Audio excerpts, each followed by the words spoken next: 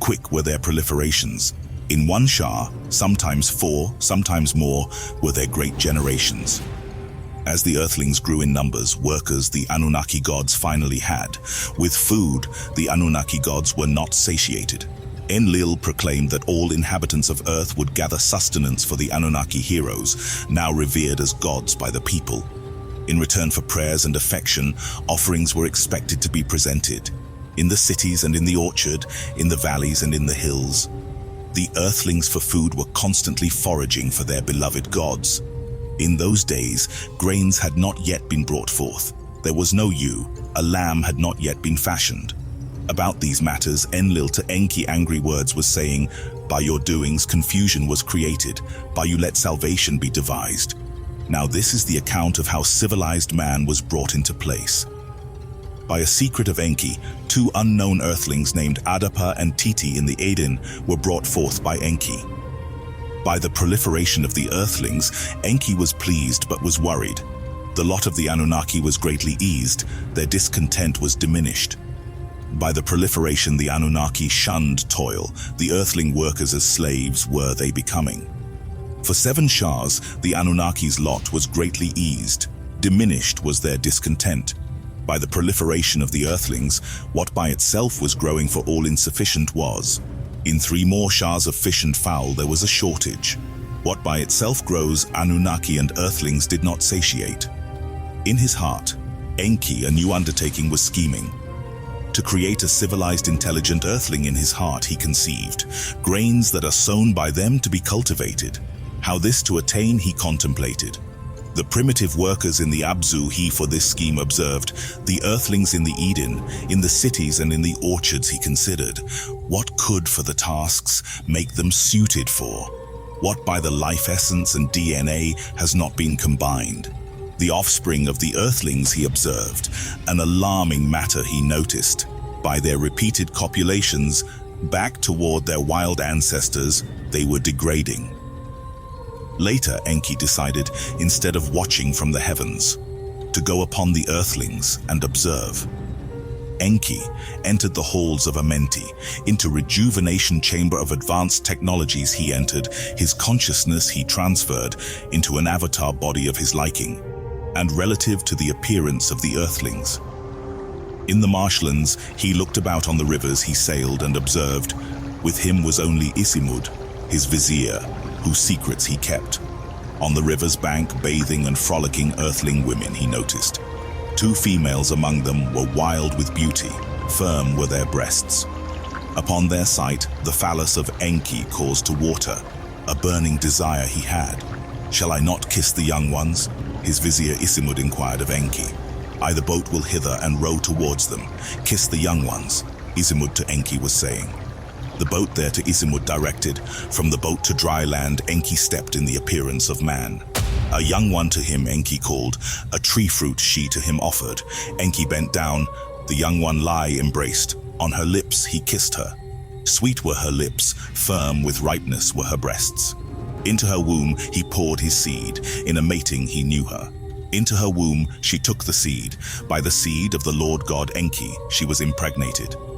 The second young one to him Enki called, berries from the field she offered him. Enki bent down, the young one he embraced, on her lips he kissed her. Sweet were her lips, firm with ripeness were her breasts.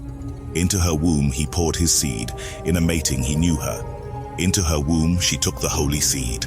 By the seed of the Lord Enki she was impregnated. With the young ones he stayed, whether pregnancies come about ascertain. So was Enki to his vizier Isimud saying. Isimud by the young ones sat down. By the 4th count their bulges appeared. By the 10th count, the 9th having been completed, the first young one squatted and birth was given. By her a handsome male child was born. The second young one squatted and birth was given. By her a beautiful female child was born. At dawn and dusk, which a day on the same day the 2 were born, the gracious ones, dawn and dusk, thereafter in legends they were known. In the 93rd Shah the 2 by Enki fathered, in the Eden they were born. Word of the births Isimud to Enki quickly brought. By the births Enki was ecstatic, whoever such a thing has ever known. Between Anunnaki and Earthling, conception was attained. Civilized man I have brought into being. To his vizier Isimud Enki instructions gave, a secret must my deed remain. Let the newborns by their mothers be suckled, thereafter into my household them bring. Among the bulrushes in reed baskets have I them found, thus to all you will say.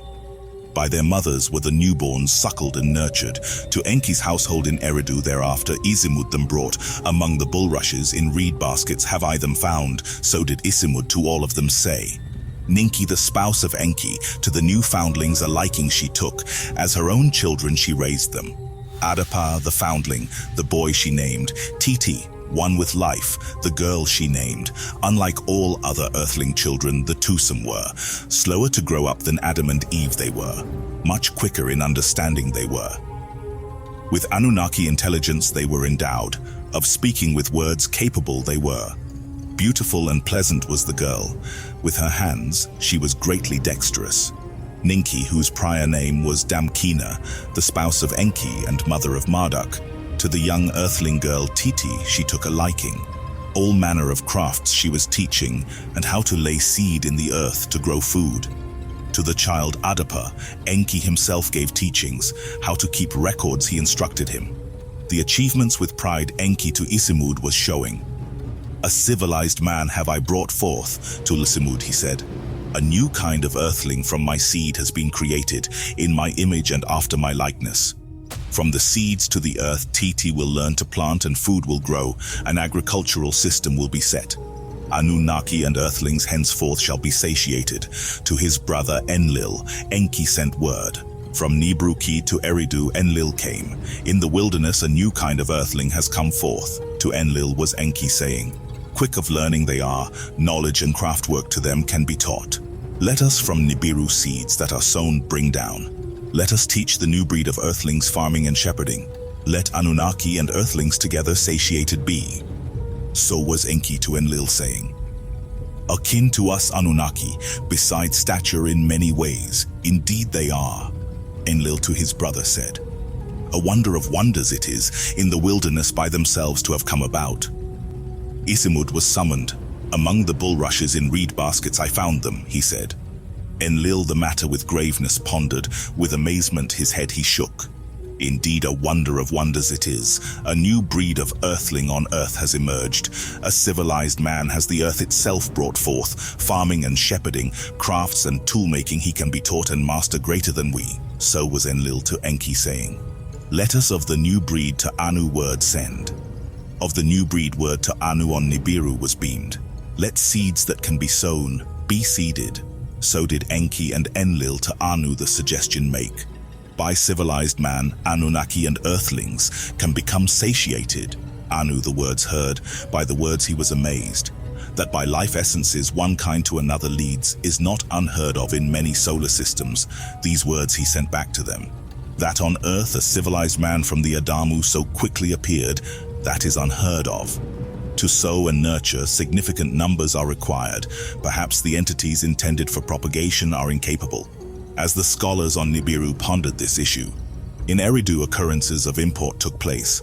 Adapa and Titi mated and Adapa poured his seed into her womb. There was conception, there was birth-giving. To twins, 2 brothers, Titi gave birth. Word of the birth to Anu on Nibiru was beamed. The twosome for conception are compatible. Proliferation by them can occur. Let on earth farming and shepherding begin, let us all be satiated. So did Enki and Enlil to Anu on Nibiru say, let Titi in Eridu remain, and the newborns to suckle and nurture. Let Adapa the earthling to Nibiru be brought. So did Anu his decision declare. By the decision, Enlil was not pleased. Whoever of this would have thought that by a primitive worker fashioning, like us, the being would become. With knowledge, endowed, between heaven and earth they will now travel. On Nibiru the waters of long life he will drink, the food of long life he will eat. Like one of us Anunnaki shall the one of earth become. So was Enlil to Enki, and the other leaders saying. By the decision of Anu, Enki too was not pleased. Sullen was his face after Anu had spoken these words for Adapa. After Enlil had spoken, with Enlil his brother Enki agreed. Indeed, who of this would have thought? So to the other leaders did Enki say. The brothers sat and contemplated. Ninharsag with them was also deliberating. The command of Anu cannot be avoided. To them she said, let Adapa by our young ones to Nibiru be accompanied. His fright to diminish, to Anu things will be explained. So did Enki to the others say, let Ningishzida and Dumuzi his companions be. By the way, Nibiru for the first time with their eyes also to see the new earthling. By Ninharag was the suggestion favored.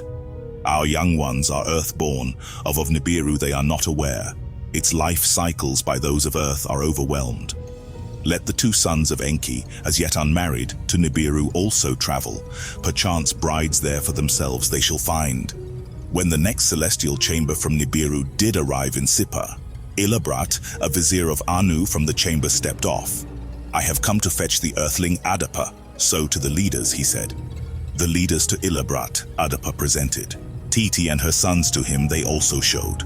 Indeed in our image and after our likeness they are. So did Ilabrat say. To Ilabrat Ningishzida and Dumuzi, sons of Enki, were presented. To accompany Adapa on his journey they have been selected. To him Enki said, Anu his grandchildren to see will be pleased. So did Ilabrat say. To hear instructions Enki summoned Adapa. To Adapa thus he said, Adapa, to Nibiru, the planet whence we had come, you will be going. Before Anu, our king, you will meet. To his majesty you will be presented. Before him you shall bow. Speak only when asked. To all questions your answers must be short. New clothing you will be given. The new garments you shall put on. A bread on earth not found they will give you. The bread is death. Do not eat. In a chalice an elixir to drink, they to you will give. The elixir is death, do not drink. With you Ningishzida and Dumuzi my sons will journey, to their words hearken, and you shall live. So did Enki to Adapa instructed. This I shall remember, Adapa said. Enki summoned Ningishzida and Dumuzi, to them a blessing and advice was given. Before Anu the king, my father and your grandfather you are coming. To him you shall bow and homage pay. By Atlantean princes and nobles do not be coward, of them you are their equals. To bring Adapa back to earth is your mission. By Nibiru's delights be not charmed. This we shall remember, Ningishzida and Dumuzi said. His young one Dumuzi, Enki embraced, on the forehead he kissed him. The wise one Ningishzida, Enki embraced, on the forehead he kissed him. A sealed tablet in the hand of Ningishzida unseen he placed.